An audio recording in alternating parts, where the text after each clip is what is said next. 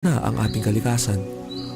Pag-usapan natin ang kalagayan ng mundo at kung paano tayo makatutulong sa pagkalinga sa ating tahanan. Kasama sina Father Jayme Manzano ng Kapisanan ni Jesus at si Dr. Abencio V. Milton. Ito ang Tatak Kalikasan sa Radyo Katipunan 87.9 FM. To listen to music that uplifts the soul, follow JustCom PH on Spotify and JustCom Music on YouTube. Our music is also available on iTunes and Deezer. Radyo Katipunan 87.9 FM.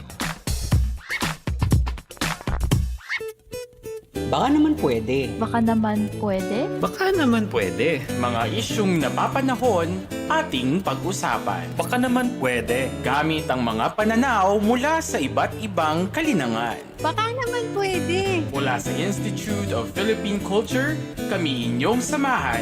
Tayo'y maghuntahan. Dito lang sa Baka naman pwede. Tuwing Huwebes, alas 3 ng hapon, dito lang sa Radyo Katipunan 87.9 FM. Just with Music Ministry, your daily dose of inspiration. Follow JustCom PH on Spotify and JustCom Music on YouTube. We are also on iTunes and Deezer. Radyo Katipunan 87.9 FM. Get your daily dose of inspiration through our music. Follow JustCom PH on Spotify and JustCom Music in YouTube. Radyo Katipunan 87.9 FM. Get your daily dose of inspiration through our music. Follow JustCom PH on Spotify and JustCom Music on YouTube.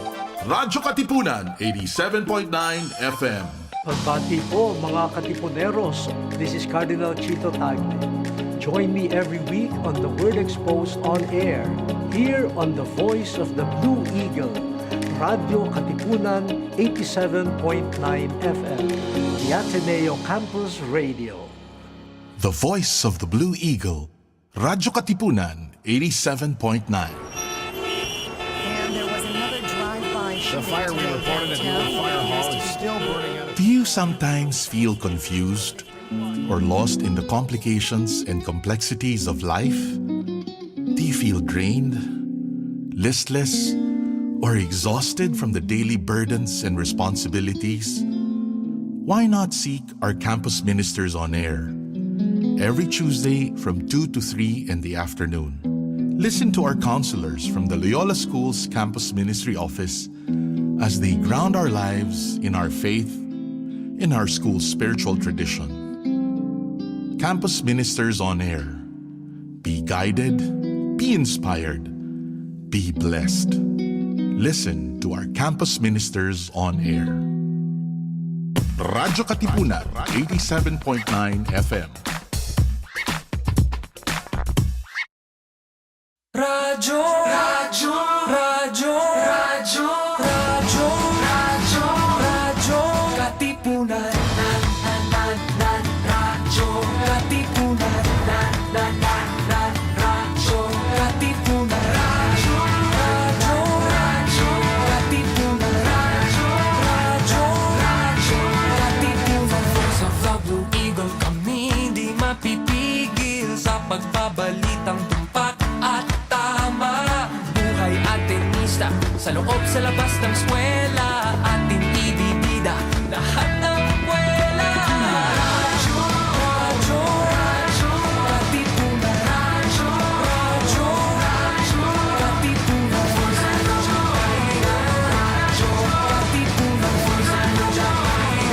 Radyo, Katipunan. Kawal ni Ignacio, Katipunero, sugod, todo sa kayod, dunong at tulog, lipat na Blue Eagle, kaning giting nagigil, blue and white, one big fight. Radyo, Radyo, Radyo, Katipunan, Radyo, Radyo, Radyo, Katipunan, Radyo, Radyo, Katipunan, Radyo, Radyo, Katipunan, Radyo, Radyo, Radyo, Katipunan, Radyo, Katipunan. Baka naman pwede. pwede. Baka naman pwede? Baka naman pwede. Mga isyung napapanahon, ating pag-usapan. Baka naman pwede. Gamit ang mga pananaw mula sa iba't ibang kalinangan. Baka naman pwede. Mula sa Institute of Philippine Culture, kami inyong samahan, tayo'y maghuntahan. Dito lang sa Baka naman pwede. Tuwing Huwebes, alas 3 ng hapon, dito lang sa Radyo Katipunan, 87.9 FM.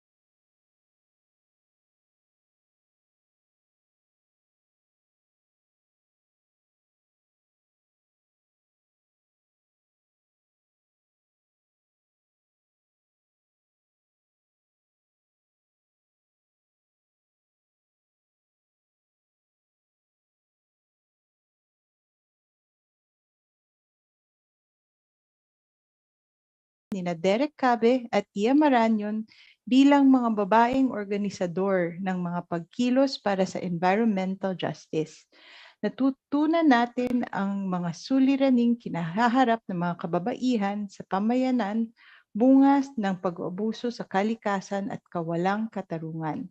Para sa mga gustong balikan ang mga nakarang episode ng Baka Naman Pwede, mangyari lamang na bisitahin niyo ang Facebook page ng Institute of Philippine Culture at ng Radyo Katipunan. Bilang bahagi ng ating month-long celebration ngayong buwan ng mga kababaihan, talakayin naman natin ngayon ang role ng mga kababaihan sa pagbuo ng climate resilient communities. At ang mga guests natin ngayon tamang-tama sa paksang ito. Ngayong hapon kasama natin si Dr. Emma Porio ng Coastal Cities at Risk at si Dr. Liza Lim ng Institute of Social Order na kapitbahay lang rin ng IPC sa actual na face-to-face at on-site offices namin. Sa mga viewers natin sa Facebook, pwede kayong maging bahagi ng kwentuhang ito. Feel free to leave comments and questions during the discussion at babasahin namin sa ating Q&A portion mamaya. At hindi ko na papatagalin pa. Please allow me to introduce our guests for this afternoon. Una nating ipakilala si Dr. Emma Porio ng Coastal Cities at Risk in the Philippines or CCAR-PH. Dr. Porio is also the project leader and principal investigator of the Coastal Cities at Risk in the Philippines project and co-director of the Master of Disaster Risk and Resilience. She is also currently Professor Emeritus at another kapitbahay of mine, the Department of Sociology and Anthropology, and a Science Research Fellow at the Manila Observatory. She's also president of the Asia-Pacific Sociological Association, or APSA, as well as the International Sociological Association Clinical Sociology Division 2019 to 2023. Ako, busy. But welcome to Baka Naman Pwede for the first time, I think, Doc Emma. Hello! Salamat, Elissa. I'm very comfortable na yung Tagalog mo pareho lang sa akin. Grabe.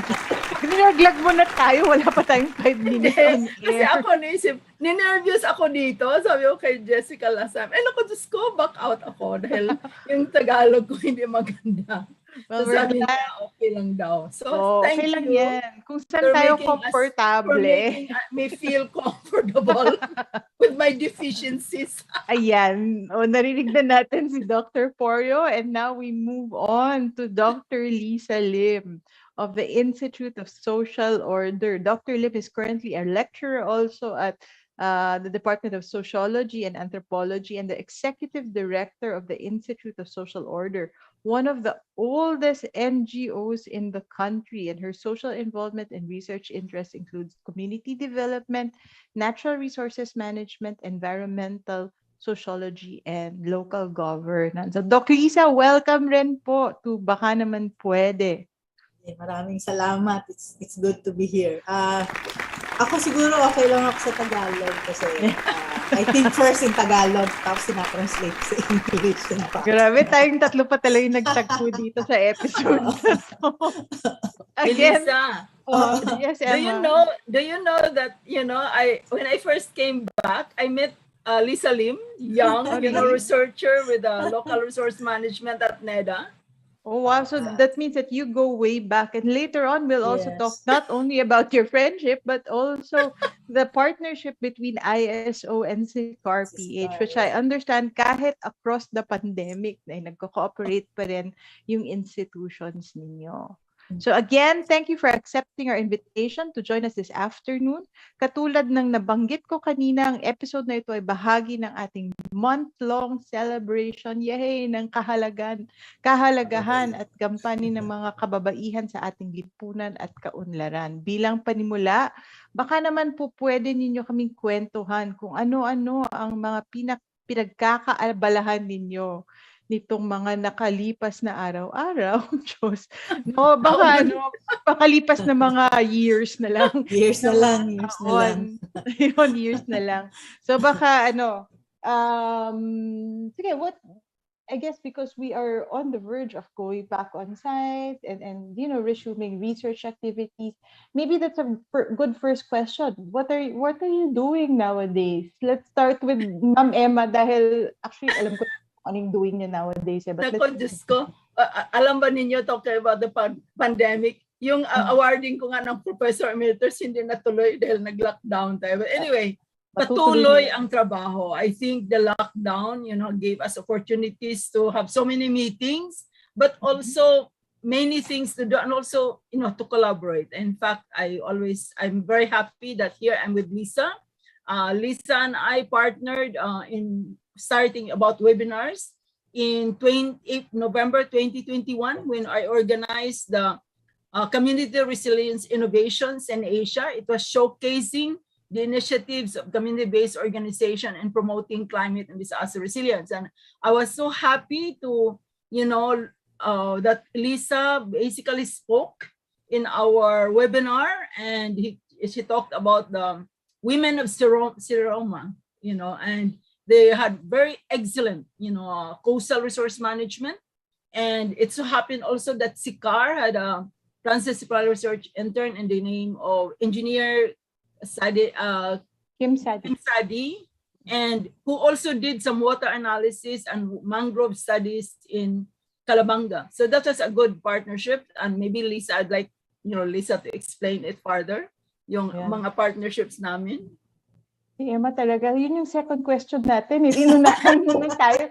Tinatanong ko lang kung kamusta kayo nowadays. So let's ask Dr. Lisa. Maybe I should mention about the partnership with Lisa. I always say now to do anything, you have to be collaborate. I always tell you have around 15 or so scientists in coastal city districts. So there are climate scientists, there are climate impact scientists and economists and all that stuff. And I always say to innovate is to collaborate, but to collaborate is also to navigate the systems.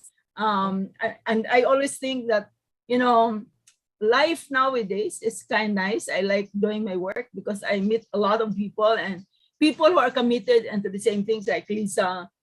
They're into, community-based organizing and making people on the ground resilient and that. So I'd say, what I have been doing these past 2 years, organizing webinars all over the place. And at the same time, even with mayors, like for example, next week, we will have the Adapt Year Forum colloquium with the mayors, because Coastal Cities at Risk really is a partnership with Manila Observatory, scientists, National Resilience Council, private sector, the School of Science and Engineering, School of Social Sciences and the like. And we've been working with LGUs, community-based organizations and the like. So busy. busy collaborating. So that is, and navigating, as Emma said. No? So thanks, Emma. And Doc Lisa, what have you been up to nowadays? Well, katulad din ni Emma, ganun din yung running around most of the time. but of course, majority ng aking ginagawa ay related dito sa trabaho ng Institute of Social Order, yung ISO. As you know, yung ISO kasi is di ba, one of the oldest NGO, if not the oldest. So, tinatry pa rin, unang-una, tinatry pa rin na ituloy yung community organizing in the midst of a pandemic. Parang naghahanap ng paraan, paano ka ba mag-organize na wala ka doon sa community.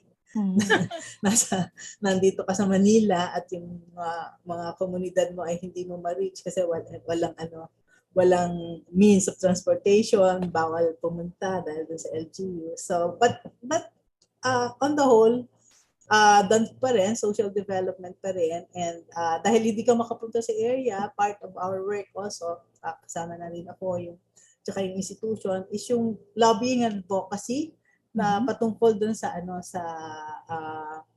yung fishery management.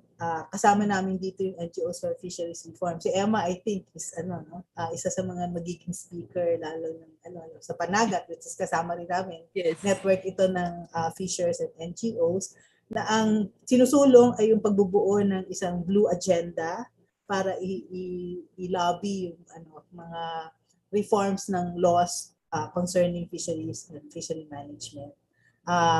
Pangarawan dito ay meron ding research na ginagawa patungkol naman dun sa ano ba yung kalagayan ng kabataan sa fishing households and communities. Particular na slant ay yung meron bang child labor sa fishery sector, sa small scale fishery sector.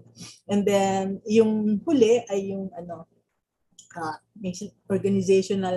organizational concerns, primarily looking for support to our efforts. As you know, medyo yung NGO work ngayon dahil sa dami ng problema, medyo may kahirapan din, particularly in terms of mobilizing resources, linking with groups, kasi ang hirap mahirap yung context. But overall, it's an exciting thing.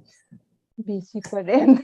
Parang wala pa rin. At saka yun, yung collaboration namin ni Doc Emma. Kasi dahil nga dito, dahil walang tao dito sa ating sa campus, what we try to do is we maximize din na wala naman tao, so pwede bang i-maximize itong ating area and turn it into a community garden that can support naman the needs of our personnel. And at the same time, isa dun sa gusto kasi namin gawin, baka pwedeng whatever products that we can produce, pwede siyang i-link dun sa mga initiatives din ng community pantries.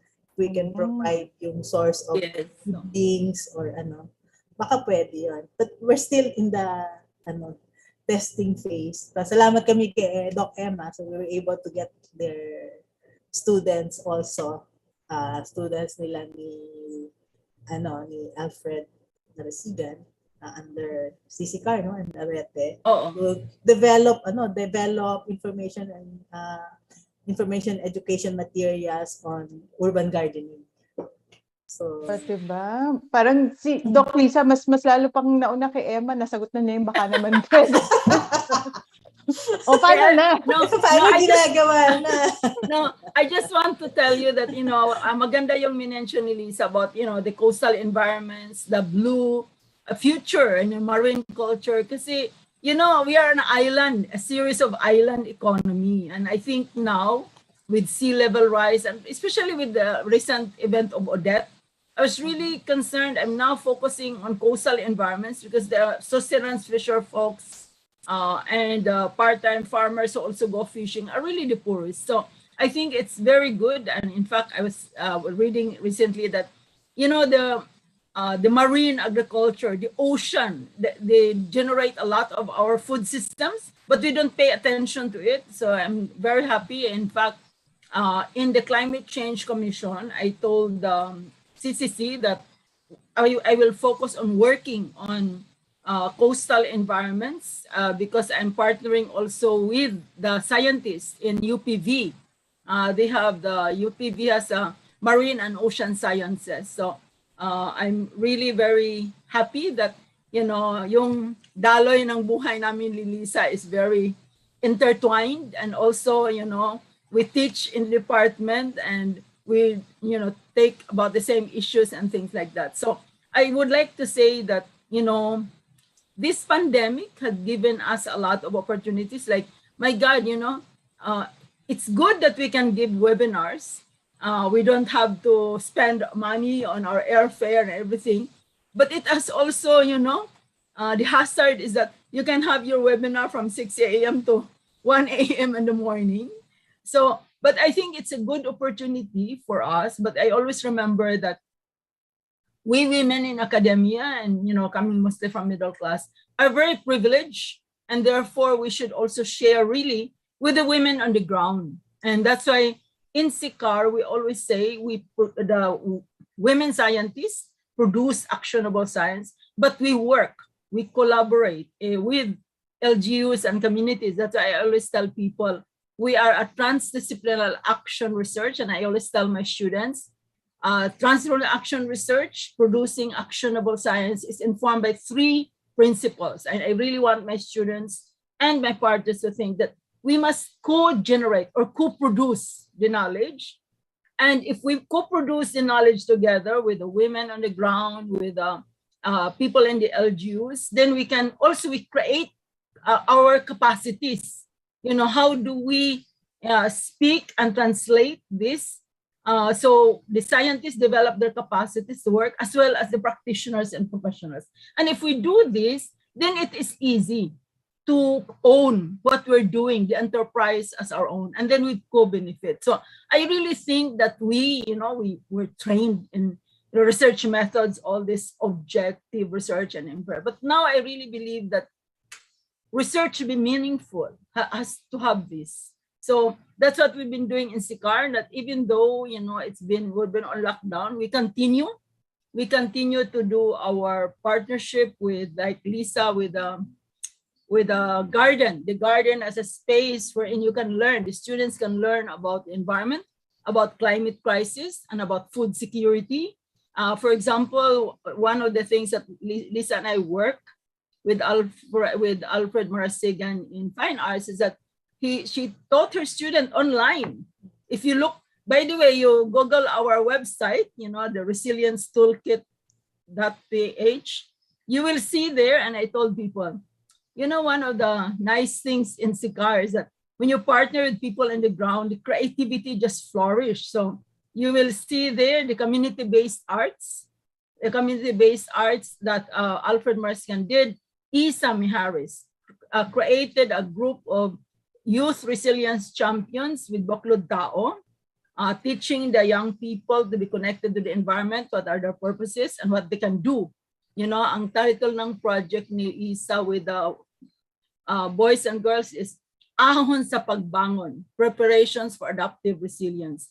Si Laura Cabutya naman, sa mga kababihan sa Integrated Community Food Production sa Valenzuela, is talking about community-based, movement, songs, and being able to make the women conscious of their identity and their role in food production. So the reason I thought about this, because I was talking with, alam mo yung mga nandoon sa disiplina villages sa Valenzuela, they were displaced by Ondoy, over 3,000 of them by the Ondoy floods.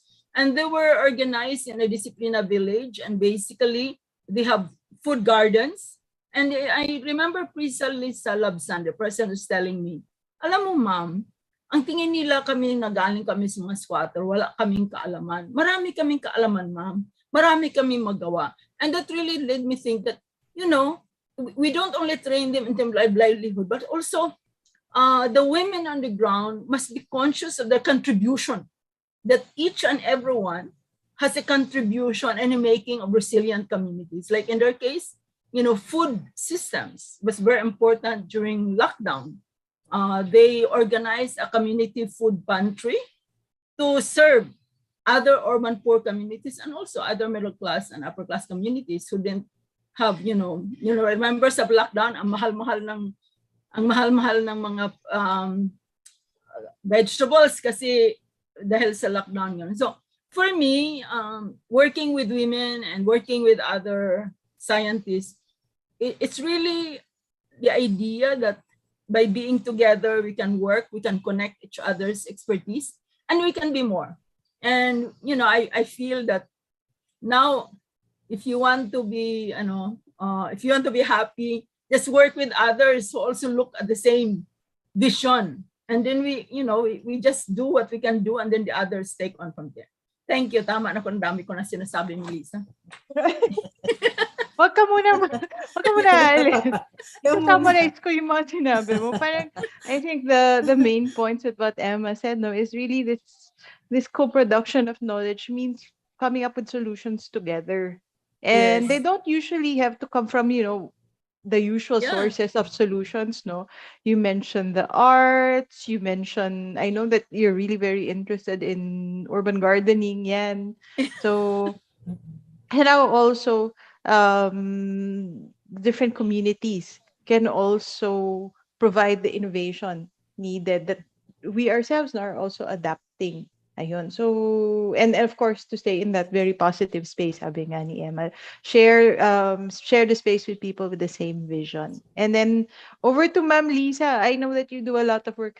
I was looking at what you presented with Emma in 2020, no? Parang it was on mangroves rin, no? Mangroves, yes. So, maybe from that standpoint, no, baka you can tell us a little bit more about what your communities in ISO have been doing. Sa community naman kasi ng ISO, of course, yun nga, yung tinatanong mo yung creating climate resilient community. Actually, yung pagpasok dito, hindi naman to yung talagang unang ng ISO eh. It just flowed naturally. Kasi ang trabaho ng ISO, by the way, ISO is a social apostolate of the Society of Jesus. Mm-hmm.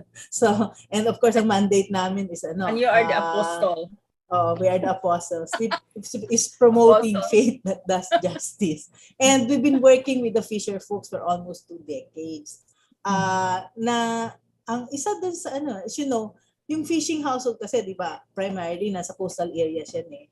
Vulnerable yan sa climate, yung extreme climatic conditions, particularly yung effects to the lives and livelihood of people. So, yung initial na nakita namin, during typhoon, itong mga area nito, yung sa flooding eh. Diba? Yung storm surges, tsunamis, etc. So, in fact, nung typhoon Ulysses, marami sa amin ang apektuhan they lost their homes, they lost their boats, fishing paraphernalias. But there's one thing that's very critical, and we thought that at least that's our contribution also. And namely, wala kaming loss of lives in these areas. And the reason for this also is nakapagprepara yung mga beneficiaries dito para makaalis in time. And so in other words, they are able to do so. We attributed it to na yung in some of our work, we need to introduce yung disaster risk reduction inputs. And many of those yung aming mga partners, some of them became part of the DRRMC, tapos yung kanilang mga people's organizations, which are also became responsible also for calling attention of people pag may danger. Why is it related to women? Because many of them are women volunteers. So I guess what I'm trying to say is natural kasi ito sa kanila. We went into there because it's very natural na kailangan namin to i-deal because of the ng environmental protection aspect of our work. And natutok siya sa women kasi itong mga women na to, sila kasi yung they are the ones that are concerned with taking care of their children and trying to protect their families, di ba? Kaya immediately and sila yung mga barangay health workers. So, de facto, kaagad sila doon. Na kailangan mo lang bigyan siguro ng konting kaalaman and try to structure it and give them awareness of what's happening. So, isa yun. Tapos pangalawa, kasi napansin din namin na yung mangroves, you've been asking about mangroves. natural kasing women managed kasi dito sila kumukuha ng alternative source of livelihood kung hindi nakakalabas yung mga asawa nilang fishers. So that immediately kung mangrove management yan, nasa interest nila to protect their mangroves. Kaya in a sense, natural din na sila yung magiging involved and engaged dito. In fact, yung ibang mga kasama namin dun sa meron sila talagang women managed mangrove areas na deliberate yung intervention. In our case, ang intervention kasi ng ISO is both men and women. It so happened that majority of them in the organization are women na sila natural na pag uma-attend sa people's organizations dahil nag-organize ka, sila yung natitira doon sa bahay, so sila yung ma-attend in ano of the men. The funny thing about it is sila yung nakakapacitate, sila yung na-empower. Therefore, sila ngayon yung pinakamarami na nagagawang mga changes in the organization, the community. They become the forefront ng mga organizations and they become leaders. At pag sila na yung leader, maraming mga dito yung for example doon sa mangrove project, dahil alam nga nila yung importansya nito at din sila kumukuha ng kanilang kabuhayan, sila din yung very staunch in terms of law enforcement. So, siyempre gusto nila matutunan yun. Secondly, we realize also na itong mga women, lalo na dun sa pagtatanim ng mangroves, sila yung mas mag-eksperimento ng, well, initially, I think people knows na yung pagat-pat o yung Sonarasio album, hinahirap siyang i-grow sa nursery. But the women are very patient, so sila yung nag-eksperimento. And such time na nakagrow na sila, and then sila yung nag-aalaga nito, and then sabi nila okay lang sa kanila kasi parang nakikita nila na pagka yung nag-grow ito, it almost feels like marami sila na-accomplish, and they look forward to doing the reforestation work in the future. Kaya sila din yung sila taging nagpo-protect no, sila yung nag-a-advance noon doon sa communities. And happy to say na yung si Ruma, where yung marami doon sa mangrove management project ay nandoon, malaking aspect ng proyekto nandoon, sila yung naging second best in mangrove doon sa community. And simultaneously sila din yung mga people's organization na to, ito yung mga gusto rin mag-experiment in terms of environment friendly livelihood projects na tutulungan lang in terms of capacity building. Again, as I mentioned, many of them are women driven. So although hindi kasi ako ang feeling ko, I don't want to really focus primarily on women lang kasi kung minsan nagkakaroon pa ng concern. So I will let it flow naturally na talagang ma-empower yung women naturally, but you also provide certain inputs to men in terms of gender sensitivity, but emphasizing also that both of them have role in development. Medyo mahirap din, sorry, medyo mahaba na ako. Medyo mahirap din yung kasi yung fishing is lalo sa Pilipinas, it's a male dominated field. So therefore pagpasok ng women actually is successful natin, that they are being acknowledged as a player also in terms of fishery management. And ngayon marami na, diba? Marami ng mga kababaihan talaga yung medyo nag-emerge as leaders ng fishing communities. But marami pang work na kailangan gawin. Elissa, it's a wonderful narrative, Doc Liza. No, thank you for painting that picture, no, of women empowerment and participation in fishery sector. Emma, you had a comment. Yeah. before I Yeah, said- what I'd like to do is to bring, I mean, because I've been working mostly in cities and I always talk about rural urban communities or rural urban poor communities. I'd like to say that, from my side in SICAR, I always say that, 40 to 60% of Metro Manila economy is informal economy, which means to say these are services from unpaid family labor by women, children, and those who are not in the formal sector. So for me, women are so crucial. And in fact, in my social vulnerability analysis in building, when you say, why are women important in building climate resilient communities? Because they are there at the forefront. I mean, women and children and men in the informal sector communities have done not, they have not generated the greenhouse gas emissions, but they suffer very much from the impact of floods, impact of typhoons, and sea level rise. So, in fact, I remember we started our partnership with Mayor Esco in Manila in last year.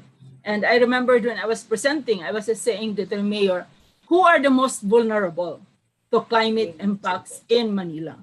They are the women who have not finished high school education, or with large family size, who live in informal sector and no security of tenure and no access to services. And I was telling the mayor, these are the people that really need so much support. And then, of course, Mayor Escob, the political person that he says, oh, Ma'am Emma, do not worry. I'm an MBN guy. So my investments are in education, in health, and in basic services. No, so I'm saying that our cities, our rural communities that Elissa was talking about, women's labor. In fact, I was telling in my lecture in the DOST the other day, Mao says women hold half of the sky. Okay, but I told them, if we compute the reproductive labor, if we compute the domestic unpaid labor, it might be 3/4 of the sky. And I remember the economist John Kenneth Galbraith. He said this in 1965. He said, "What is not written and what is not recorded remains invisible." If GDP only takes into consideration the formal businesses, so I was telling Dean Monching Clarete, who is our head, together with Randy Tuanyo in our economic sector, I said to Dean Monching, and to Randy, I said, look at this. 40 to 60% of economy, metropolitan economy, is underground. It's informal services, which means to say that women, children, and women in the services account for a lot, but they are not recognized. They are not, and I really think that unpaid family labor is one of, it's crucial to our productivity as a nation, but it's not recorded. So for me, I think we who are researchers, scientists, we have to bring into this surface, why are women so crucial in building climate resilient communities? And that's why I showcase, the work they were doing, food gardens, food pantries, because they are the ones that, are the really foundational. If you have nothing to eat, you're really, so food security, water services, these are the women that, the women they pay attention to. And as I mentioned earlier about, the women in ICFP, because of their food gardens, they have attained a certain, shall we say, dignity and pride in their work, that they support the community. So I feel that we should really recognize the contribution that building resilience starts with building the self. I was telling the women this morning when I was giving a webinar, I said, we have to feel our well-being. You cannot be supporting others when your well-being is not good. You cannot love and support others when you're not even supportive of yourself. So well-being and resilience of the self, the family, the community, and the institutions, So I would really say, I mean, it comes to, I mean, with what Lisa was saying, is that it's really collaborative, integrative approaches. But our, we are sectorally driven and disciplinarily driven in our institute. So so we have to be conscious that we must connect. We must connect, collaborate, and make sure that each of us, it's like, remember the banig, the banig is that, the weaving of the banig starts at the center and flows outward and then comes back. So it's really, I think, working with women and really what's the role of women in different parts of society in building resilient communities is very crucial. And everyone has an important role to do. Thank you, Melissa. Emma, thanks, Lisa. I think parang one thing that you mentioned here is the role that local governments play also in encouraging these kinds of innovations, this kinds of collaborations. Maybe you can mention some of the work that you've done with local governments that does precisely this, that looks at issues that involve not just women, but as Lisa said, no, men and governance. So have you come across any sort of innovative models that yeah, I mean, we have two major structures in the local government in terms of building, climate and disaster resilient communities. So you have the Disaster Risk Reduction Management Office, which has 5% of the budget. Then we also have gender and development. They also have 5%. I mean, the women before us fought for that in the 1990s, that, they will have 5% of the budget. But as I work with local governments, I tell them, we have to work together. Like, for example, I will not mention the municipality. I told the God person, you have 5%.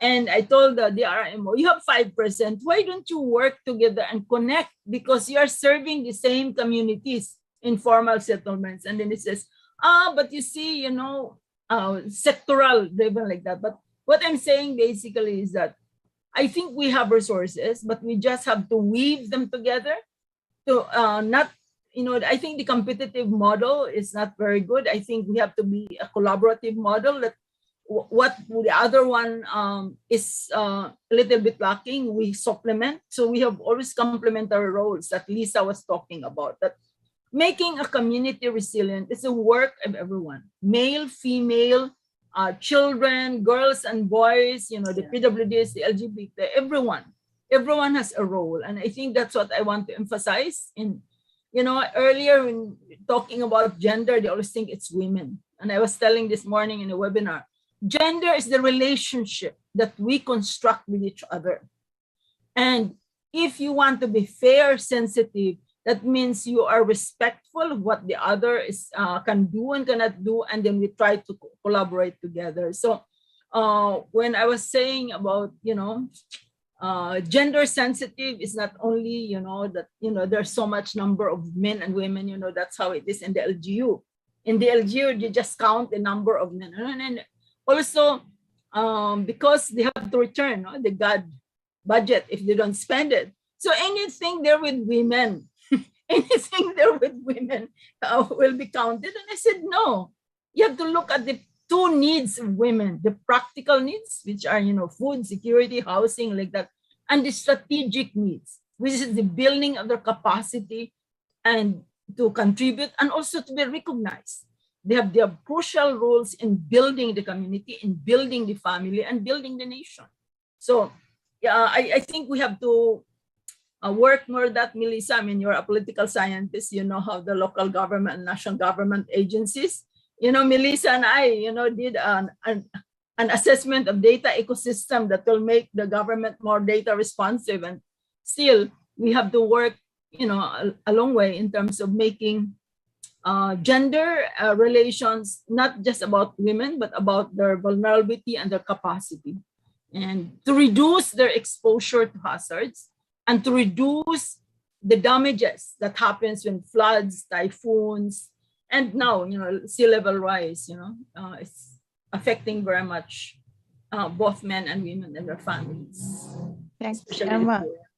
And right now we're coming up to the time for Q&A. So I have one question actually, which I want to direct at Lisa. But in the meantime, for the rest of our audience here on Facebook and ano yun, within 2 kilometers of Ateneo, who is getting the Radyo Katipunan signal. If you have questions, please do send them in via the Facebook chat. Okay. Lisa, I wanted to go back to the communities that we were talking about earlier and ask about the time during the pandemic. Parang I think a lot of things shifted, Yes. Both at the community level, at the familial level. Did you see any additional opportunities for women to take on additional roles, for example, in governance or organizing during the pandemic?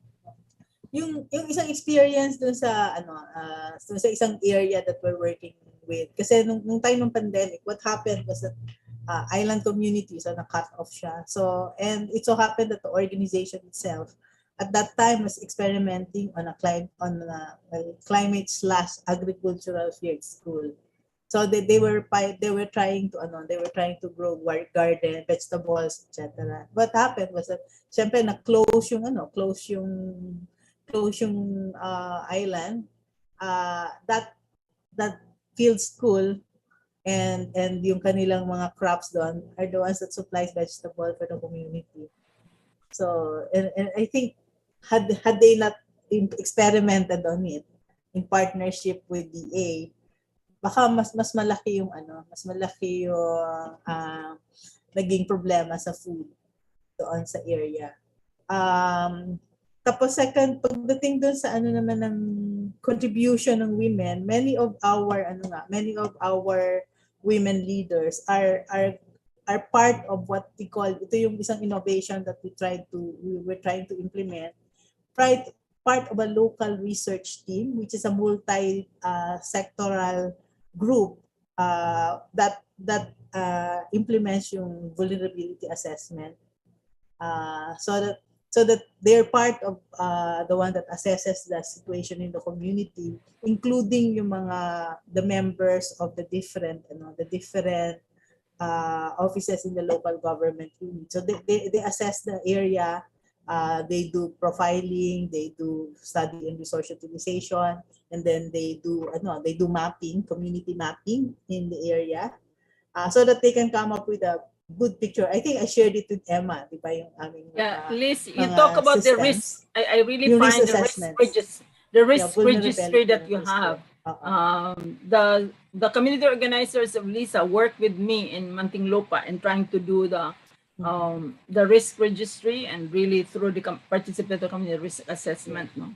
And I think that's an innovation because those input into the plans of the municipal government. So, and they do maps, they post it in strategic areas in the community so that in cases like extreme situation like disaster, they can always refer to it. They can check also yung tama ba yung lugar ng ating mga relocation or evacuation sites, because in one situation we noted that yung mapa talaga pala baliktad. And had they not been able to do that, they would not have identified that the evacuation site is in a flood-prone area. Oh no! I think it probably we're using the research methods that we're using here in the academe, but we're trying to explain it to them and trying to get them to at least understand what it means, and so that they would be able to share it in the community. In fact, isa sa natutuwa kami kasi yung mga old people, hindi nila naintindihan yung mapa, but yung mga elementary schools, when they point at the map, ito naintindihan nila. There's anything that looks visual, the younger generation is smart. So I think, and those comes from their ideas, yung mga community ideas to and again, as you mentioned, many of those are inputs from BHWs, from local leaders, which are women, kasi yung mga women naman talaga yung mga nag-iikot doon at input. And part of that, at least na-implement ito sa munisipyo, which I think would be very useful at this point, especially with the Mandanas Law, diba? That provides resources that can be used in the community so that they can lobby for it also because they have the data. Ibang episode po ang Mandanas. Sorry. I'm jumping the gun.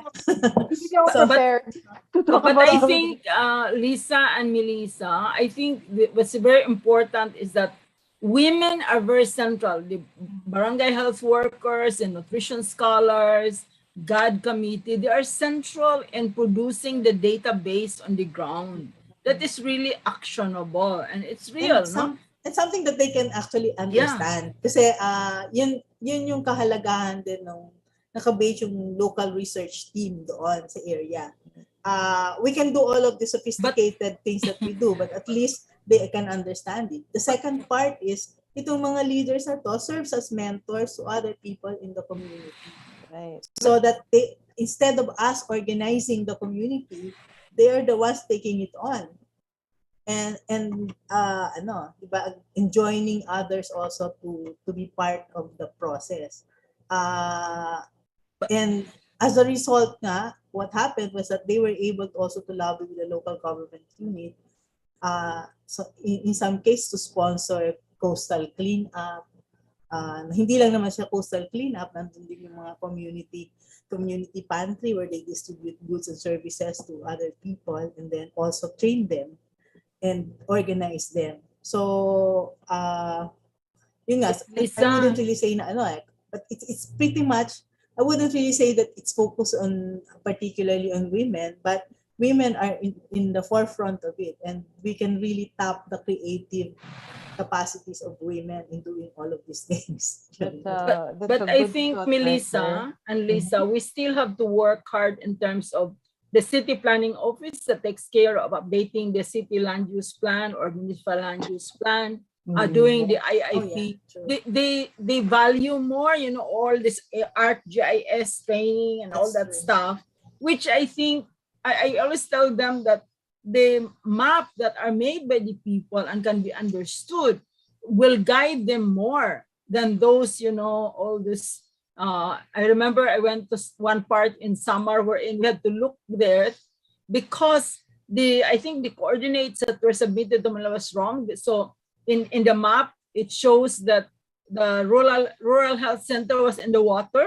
So perhaps in doing the coordinates, it was not correct. So in fact, I remember going to I think one of the barangays, one of these towns in Eastern Samar, and sabi ng planner sa akin, Ma'am, sabihin mo nga sa kanila na wala sa bundok ang munisipyo namin, nandoon sa malapit sa sa dagat. So it's really that we have to this participatory mapping and the technical things about ArcGIS and remote sensing, and like we really have to assert police, no, kasi in the end, ang mamadali din yung mga CPDODR mo kung ano na lang nandyan.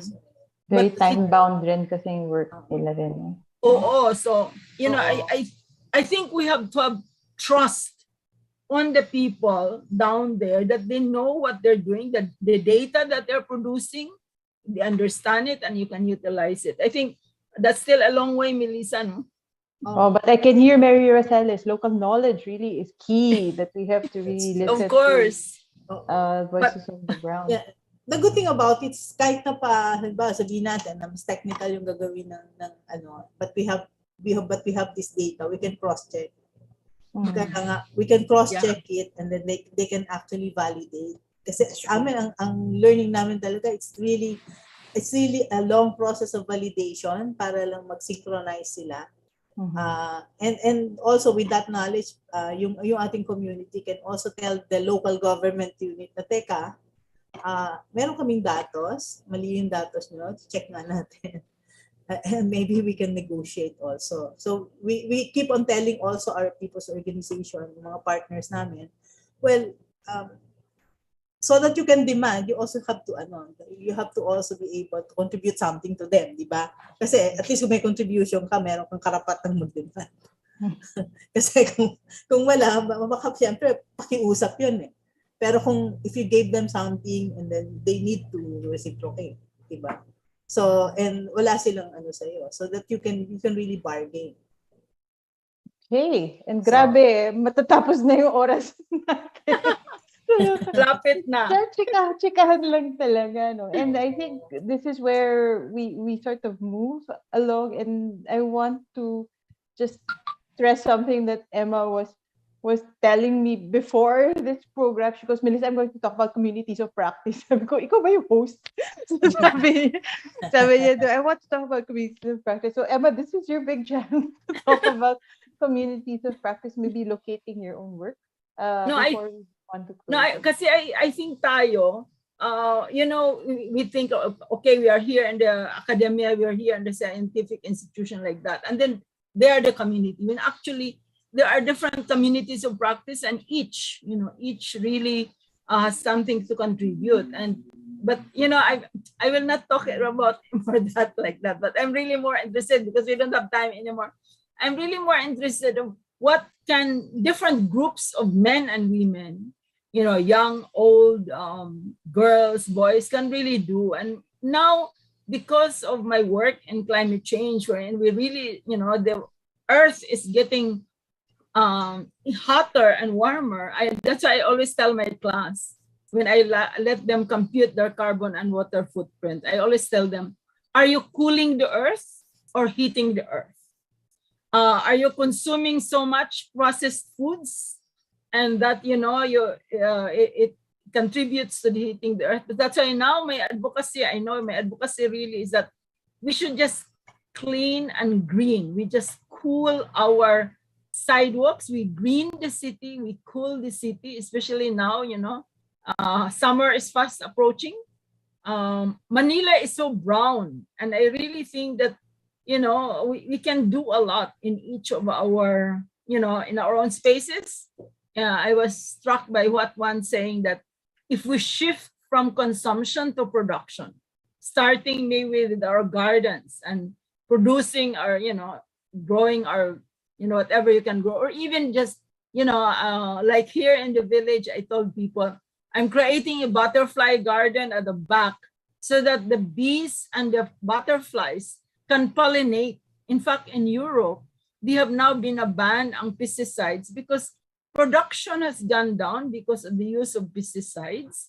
And really pollination, the pollinators are very big in the food production. So I'd say, you know, as I will tell everybody, just make your space and your own life, construct the well-being of yourself, that it may also support the well-being of others, whether it is socially, psychologically, technically, and the others. So, yun lang, you know, nandoon na tayo sa pwede na. Pwede.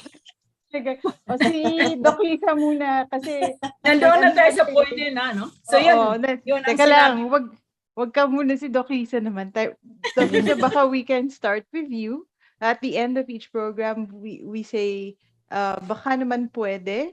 And then we put forth our own recommendations. Baka naman pwede. Kayo na po ang magsimula nito. Siguro ako, dalawa. Sabi ko nga, I wrote it down kasi parang mahirap yung baka pwede. Kasi yung what I wrote down dito sa is that if we designed it program on climate risk resiliency, we need to engage everybody. We need to engage the whole household. We need to acknowledge the nature and competencies of each, particularly the women. Women particularly because they have innovative ways of dealing with the context that they find themselves. So yung, I guess, yung baka rin naman pwede, baka bigyan diin ang pangangailangan ng kaalaman at kakayanan para pagyamanin natural na talento nito ng mga kababaihan. Particularly sa rural sector, because they have a lot to give in terms of talents, in terms of creativity. Parang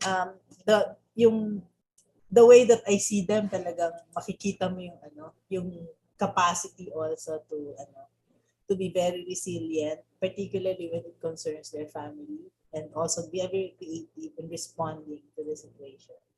the patients even. Sabi ko nga, simpleng method, sorry, sa mangroves or example, yung isa-isahin mong bukasin yung seed for the experiment.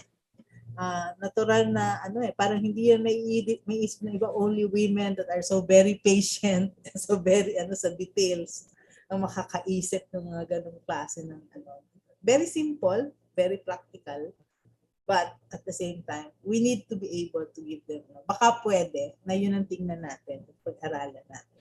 Thank you. And Emma, the title is Baka Naman Pwede, ha? Hindi pwede ba? Your turn. Sabi ko Pwede. earlier, sinabi ko kay pwede. I mean, like for me, naisip ko, if only each of us will be conscious in terms of, how much plastic are we generating? How much, food are we consuming in terms of processing? I think para sa akin that I really would believe now that we just start greening our spaces and it will cool our cities.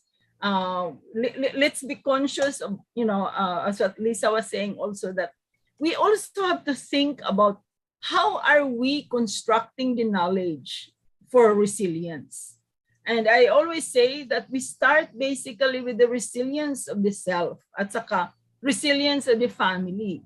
And also I find in my work with the informal sector families that building social capital and trust networks is so central to collaboration and being committed to, making our environment and making our, communities more resilient means that you have to be more greener. You should not be, like for example, I think Melissa, you know this. Remember when we went to General Santos, I took a picture of the mangroves and because I'm part of the Philippine native trees up close and personal, there's over 3,000 species of trees, but only 3,500 and only around 700 or 800 are documented. And now basically I'm really committed to just reforesting using native and indigenous species, not the invasive ones. So pwede. I mean, when you say baka pwede, I really think that maraming pwede nating gawin. So in our everyday life, I think we should not be wasting. Like now, I always say, it's nice now. I can give a lecture and I don't have to, I will not increase my carbon footprint and my water footprint. So pwede, marami tayong gawin. Like yung what Lisa and ISO are doing, like we have the gardens there as a demonstration that the garden can be used and into biodiversity. And in fact, we're hoping this coming semester that we can work with University Open U at Los Baños and basically putting some, plants and trees there along the side where there are the creeks. I think we have to think that we have to protect those places and the like. So marami tayong magawa. I think, like for example, in the campus, there's the Ateneo Wild that allows the students to know the biodiversity of the place, because biodiversity loss is really one of the threats. So pwede, marami. I think marami tayong magawa. Ayun. So pinalitan na po ni Emma ang title ng programang ito, Pwede. At dito nagtatapos ang Baka Naman Pwede. Maraming salamat muli sa ating mga guests na sina Dr. Emma Porio at Dr. Liza Lim. Next week, thank you. Next week, pag-usapan natin ang gampanin ng mga kababaihan bilang mga leader sa kani-kanilang mga komunidad, kasama sina Captain Filomena Cinco ng Estero de San Miguel, Manila, Marilio Aquino, Kabakay, Caloocan, Cynthia Espiga ng Sama-Sama Quezon City at Nizea Estrada ng International Development and Security Cooperation. Mangyari lamang na bisitahin ang Facebook page ng IPC para sa mga darating na episode. Sana po ay makasama namin kayo sa susunod na Webes. Baka naman pwedeng i-like ninyo ang Institute of Philippine Culture sa Facebook para sa iba-iba naming announcements at events. Hanggang sa susunod, ako si Melissa Lau ng IPC. Patuloy tayong mag-ingat at laging tandaan kung may gustong maunawaan, baka naman pwede natin pag-usapan. Maraming salamat po. Thanks, Emma. Thanks, Doc Lisa. Thank you. Sana punta tayo dyan, Lisa. Oh. Ang Saan? ganda na. Saan yung ganda? Pwede.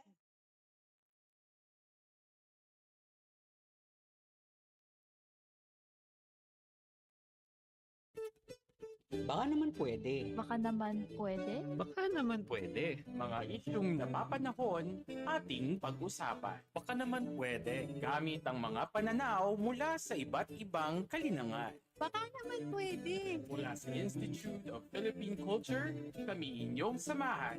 Tayo'y maghuntahan. Dito lang sa Baka naman pwede.